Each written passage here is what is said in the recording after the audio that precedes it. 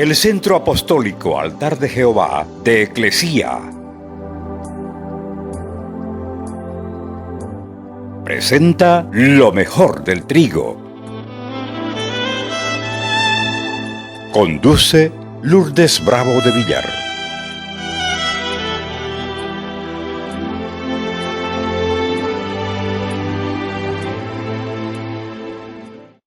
Judas capítulo 1 verso 6.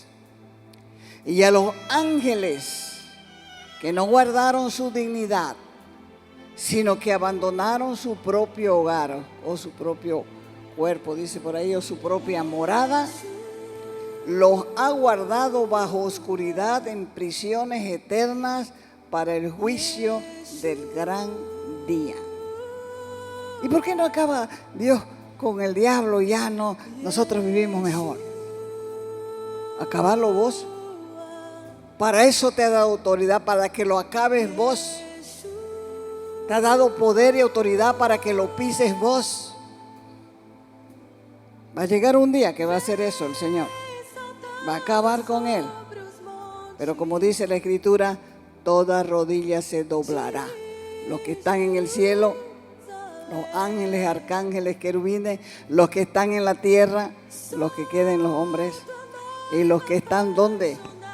Debajo de la tierra. O sea que Satanás va a doblar su rodilla delante de Dios y va a reconocer que Jesucristo es el Señor para la gloria de Dios el Padre.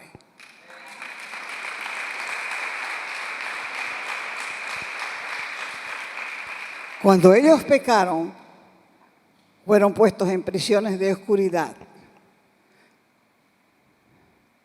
Y están ahí preservados ¿hasta cuándo? Hasta el juicio eterno. Estos lugares se llaman lugares sin luz, donde residen las tinieblas morales, porque hay ausencia de Dios que es la luz. Así que cuando somos tolerantes con las tinieblas, somos presa fácil del enemigo.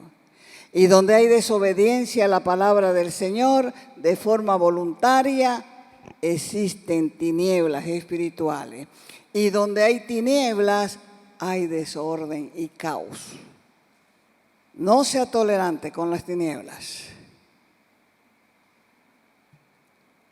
Por eso cuando nos convertimos en hijos de Dios, el Espíritu Santo viene a habitar en nosotros. A partir de ahí nos convertimos en lámparas.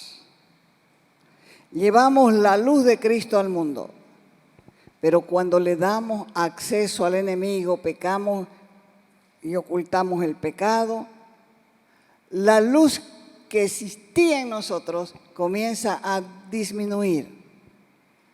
Disminuye, un pecadito aquí, otro pecadito allá, disminuye, disminuye, disminuye, hasta tornarse en tinieblas. Y ahí el enemigo se puede mover en cualquier zona de tinieblas, aún en aquellos que residía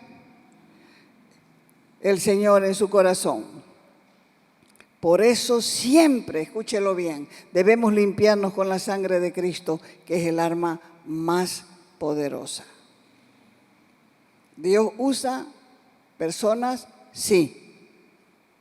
¿El diablo usa personas? Sí. Entonces, por lo tanto, cuida la luz que tenés en vos. Porque si no estás en luz, estás en tinieblas.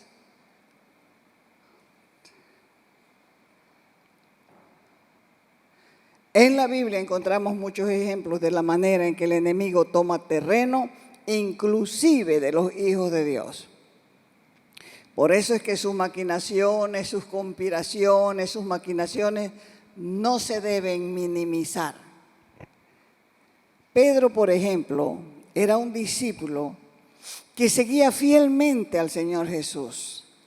Y sin embargo lo negó 3 veces, a pesar de haber escuchado infinidad de enseñanzas, enseñanza tras enseñanza, sermones tras sermones, y después de haber visto tantos milagros, prodigios, señales, y aún así lo negó 3 veces. Y Judas fue el otro discípulo que lo vendió, el discípulo que lo vendió. La negación de Pedro fue seducida por Satanás, porque tenía una zona en el corazón, en su corazón, donde residían las tinieblas. Y esa zona se llamaba zona de orgullo. Y entonces en esa zona de orgullo estaban los parientes del orgullo, que son la jactancia, el engreimiento, la vanidad, la suficiencia, el endiosamiento, la egolatría. Todo eso estaba en el corazón de Pedro. Antes de que Pedro negara al maestro, hubo una discusión entre los discípulos acerca de quién sería el más grande. Y esto oscureció el corazón de Pedro y sacó a luz el orgullo. Lucas capítulo 22, desde el verso 24. Hubo también entre ellos, dice, una discusión sobre quién de ellos sería el mayor. Pero él les dijo, Jesús les fue el que les dijo, a ver, cálmense. Los reyes de la tierra, le dijo, o los reyes de las naciones, se enseñorean de las naciones. Y los que sobre ellas tienen autoridad son llamados bienhechores. Pero entre ustedes no será así, sino que el mayor de entre ustedes será como el más joven, y el que dirige como el que sirve. ¿Cuál es mayor? ¿El que se sienta a la mesa o el que sirve? No es el que se sienta a la mesa, pero yo estoy entre vosotros como el que sirve. Esa fue una gran enseñanza a sus discípulos acerca de la grandeza de servir. En este sentido, la soberbia logró la caída de Pedro, porque Satanás estaba al tanto de esto. Sabía el juicio del Señor contra el orgullo religioso y la envidia. Y por esta razón debemos reconocer las áreas, las zonas que están siendo afectadas. Porque estas zonas que están siendo afectadas, estas áreas que están siendo afectadas, pueden ser usadas por el diablo para ganar terreno en cualquier corazón, y eso determina tu victoria o tu derrota. La soberbia a veces es llamada vanidad, arrogancia, orgullo, y se considera un pecado capital. ¿Han escuchado los 7 pecados capitales? Algunos sí, otros no. Y es fundamental esto, porque la madre de todos los vicios es el pecado. El pecado cometido por Satanás fue el mismo pecado con que te tienta a vos. Vamos a hacer un ejemplo. Usted va a preguntar, ¿yo soy orgulloso? Pregúntese a usted mismo. Pregúntese a usted mismo, ¿soy orgulloso? Y respóndase a sí mismo, ¿de qué soy orgulloso? Y piense un ratito. Yo le voy a decir de qué es orgulloso, pero piénselo usted.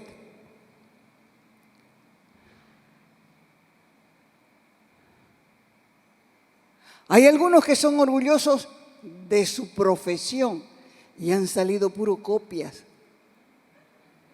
Así el brazo todo copiado hasta la esquina de acá. Orgullosos de su profesión. Hay otros que son orgullosos porque tienen una moto nueva y la otra ya suena plac, plac, plac, plac, plac, plac, pero la de ellos es nueva por si acaso. Hay otros que son orgullosos por el lugar donde viven. Ni siquiera lo barren, pero tienen un lugar. Hay otros que son orgullosos porque tienen un buen trabajo.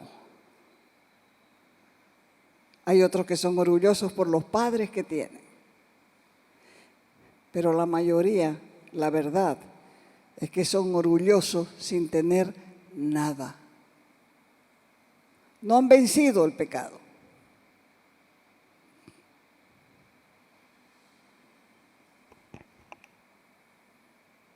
Tienen casa, tienen marido, sí, pero viven peleando, sacándose la mugre entre los que dijeron amarse hasta la muerte. A cualquiera le puede dar un infarto de la pelea y entonces ya hasta la muerte, chau, te fuiste. Te fuiste, chau. ¿Se da cuenta? En realidad somos orgullosos de nada. Nada tenemos que Dios no nos haya dado. Nada somos que Dios no nos haya dado. Todo lo que tenemos es un regalo de Dios.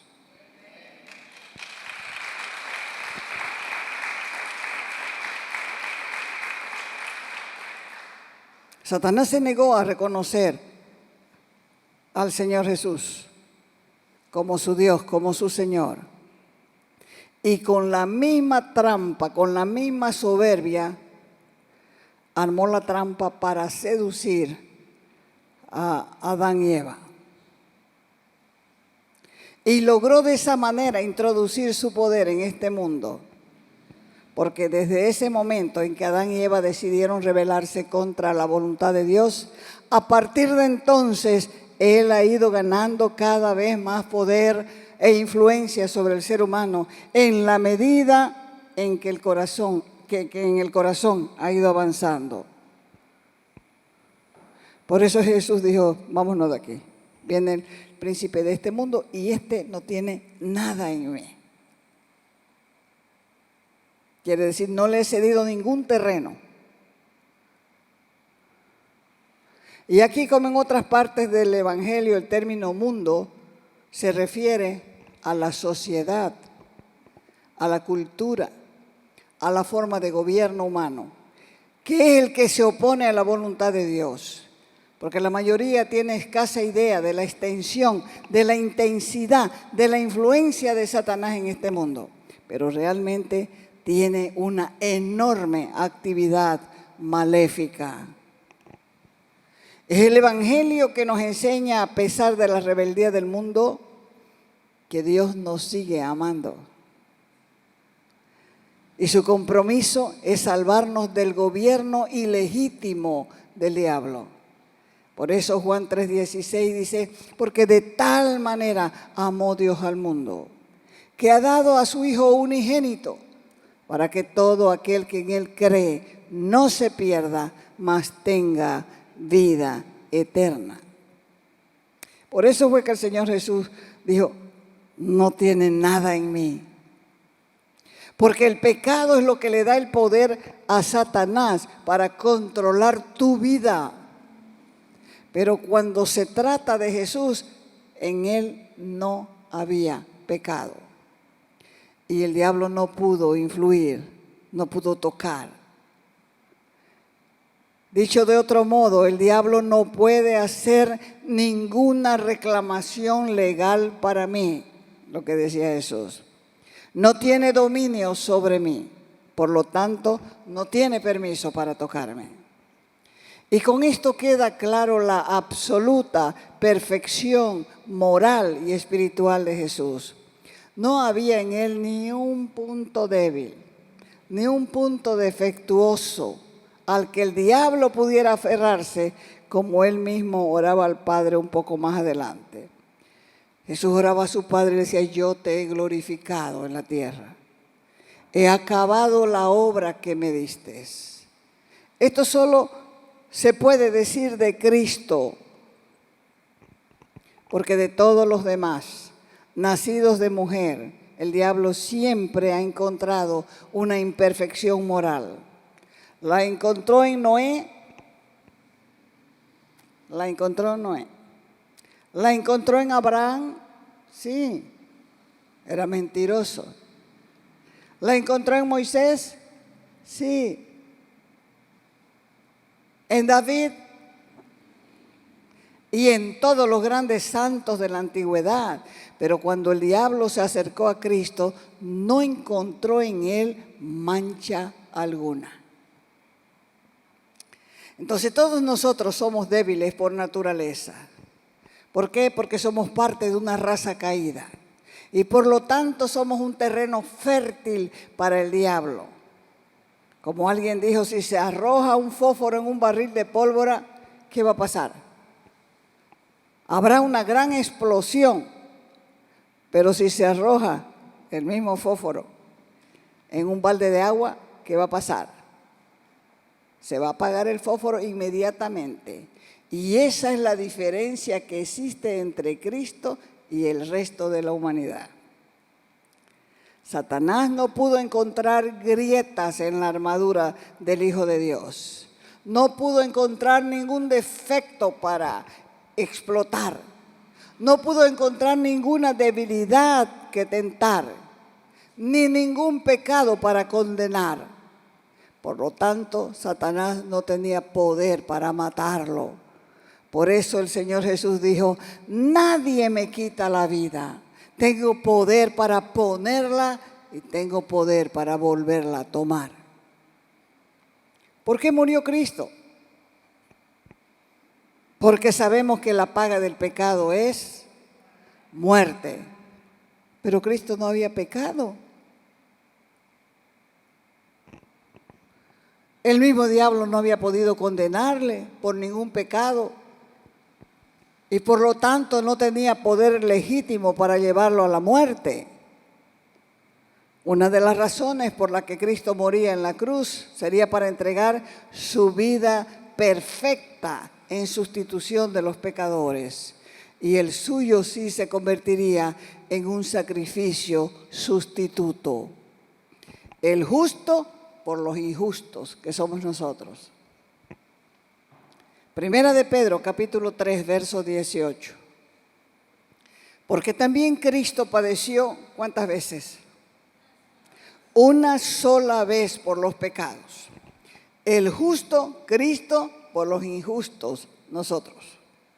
Para llevarnos a Dios, siendo la verdad, Él muerto en la carne, pero vivificado en el Espíritu.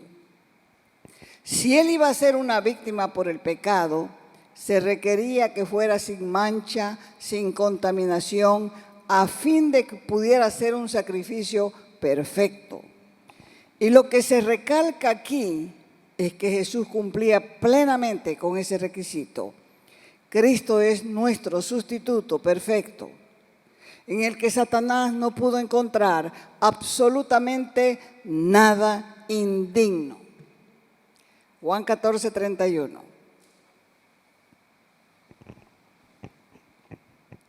Jesús dijo, para que el mundo conozca que amo al Padre, y como el Padre me mandó, así hago.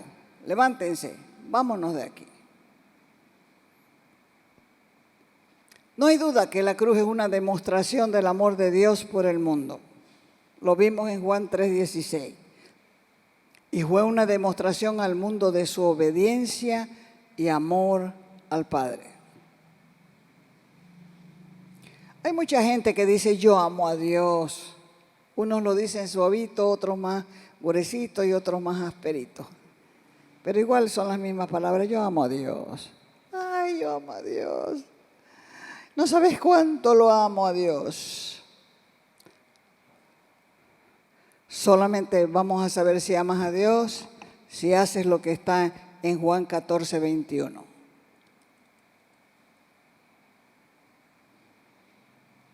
Porque muchos de los que dicen yo amo a Dios, su conducta contradice la afirmación. Vamos a Juan 14, 21. Dice, el que tiene mis mandamientos y los guarda, ese, ¿qué es ese? El que me ama. Ese es el que me ama. Y el que me ama será amado por mi Padre. Y yo lo amaré y me manifestaré a él. Entonces, ¿quién es el que lo ama realmente? El que guarda sus mandamientos. El que está bregando con su vida para obedecer a Dios.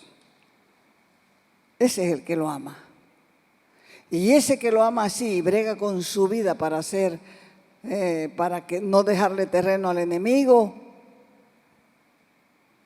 es el que será amado por el Padre, y Jesús la amará y se manifestará a él. Y esto se convierte en un principio. Si yo amo a Dios, le entrego mi vida. La gente le entrega verdaderamente la vida a Dios cuando se le va el temor de la muerte. Recuerden que llegó un tiempo que Pablo dijo, ya no vivo yo, mas Cristo vive en mí. Y lo que hago en mi cuerpo, lo hago por amor de aquel que se entregó por mí. Entonces, si yo amo a Dios, le entrego mi vida. Al entregarle mi vida, me vuelvo obediente. Guardo sus mandamientos. Todos como Cristo tenemos que predicar con el ejemplo. ¿Con qué vas a predicar? Otra vez. ¿Con qué vas a predicar? Jesús fue a la cruz, dejando claro que no había nada más importante para él.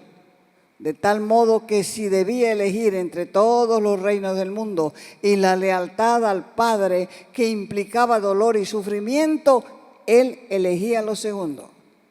Su amor al Padre era inquebrantable. Y después de esto, el mundo está obligado a concluir que la muerte de Jesús fue por su amor obediente al Padre. Porque no es lo mismo obedecer un pequeño mandamiento que entregarse para morir en una cruz por los pecadores. Este fue un ejemplo contundente, fue un ejemplo decisivo, fue un ejemplo concluyente para Adán y para Eva. Porque Adán y Eva estuvieron en el huerto del Edén, el jardín de las delicias, rodeado de todos los deleites de Dios, que tan generosamente había provisto para que ellos disfruten. Y así en ese ambiente privilegiado solo tenían una prohibición: no comerán de este árbol. No era nada lo que se les pedía, puesto que tenían infinidad de árboles frutales para saciar sus necesidades, pero aún así cedieron a la tentación del diablo. Serán como dioses. Ese es el orgullo. Habría sido tan fácil demostrar su amor a Dios, pero no lo hicieron. Ahora encontramos a Cristo en un escenario completamente distinto, con un mandamiento ante sí increíblemente costoso para cumplir, porque se entregaba a Él con demostración de su inmenso amor. A Él estoy hablando del Padre, porque ya he dicho muchas veces, el amor no se demuestra con besitos, sino a través de las obras. Ay, yo me voy de esta iglesia porque ay, no me agrada, no hay amor. No hay amor. Entonces van y se meten por ahí en un lugar X y ay, amadita, querida, bienvenida, qué cosa. ¿Vos venís a buscar gente o venís a buscar a Dios? Si vienes a buscar a Dios, no te va a importar que te saluden siquiera. Porque si recibes a Cristo, va a estar con vos las 24 horas del día. Y sin fingimiento, porque lo demostró en la cruz muriendo por tus pecados.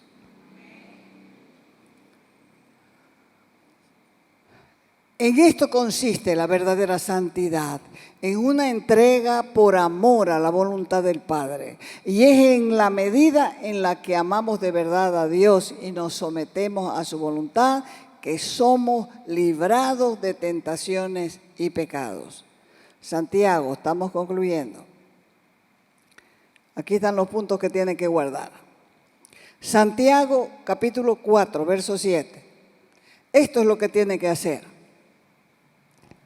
Así se va a librar de caer, de estar cayendo. Santiago, capítulo 4, verso 7. Someteos pues a Dios. Resistid al diablo y huirá de vosotros. ¿Cuándo me someto a Dios? ¿Cuándo es que una persona se somete a Dios? Someterse significa renunciar voluntariamente a tomar el control de nuestra vida. ¿Y eso cuesta? Cuesta. Porque por naturaleza somos independientes.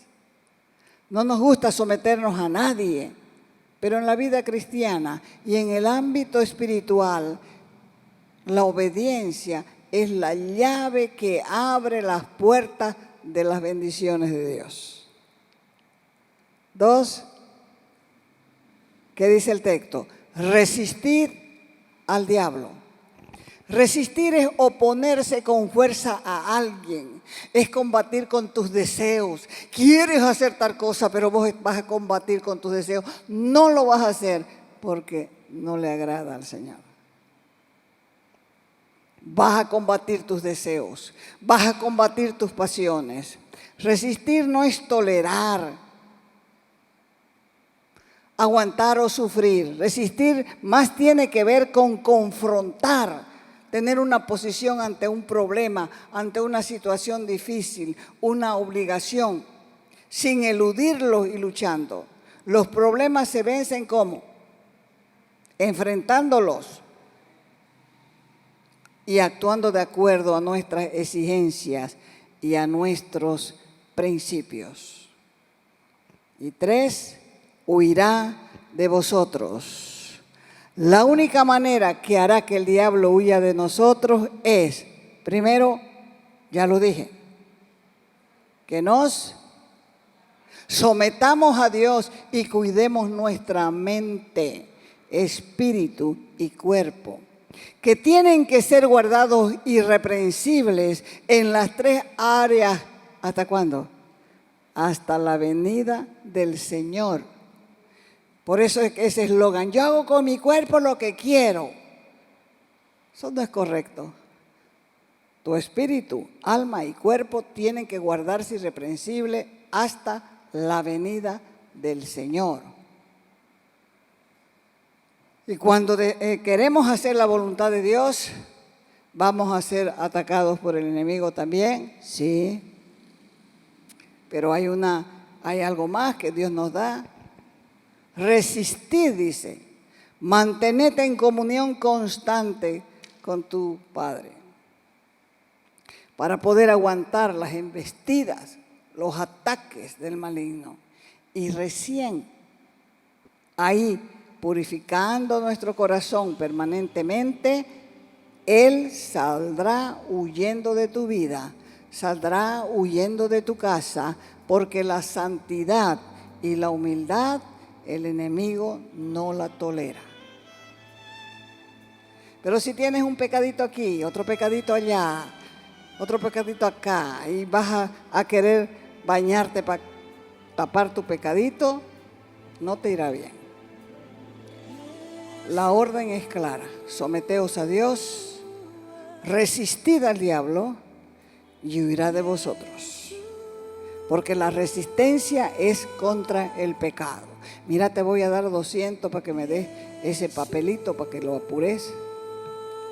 Tantas veces que uno tiene que hacer eso con una ley tan injusta, con una justicia más bien ciega. Entonces, ¿qué hacen? Ay, si no, ya, lo voy a poner encimita su papel. ¿Lo sabe el diablo? Lo sabe. Someteos a Dios, resistid al diablo aún en esas cosas y huirá de ustedes. Te invitamos a nuestras reuniones los días viernes y sábado a las 6 de la tarde. Los domingos a las 10 de la mañana y a las 6 de la tarde. Calle Nicolás Suárez, esquina Félix Pinto.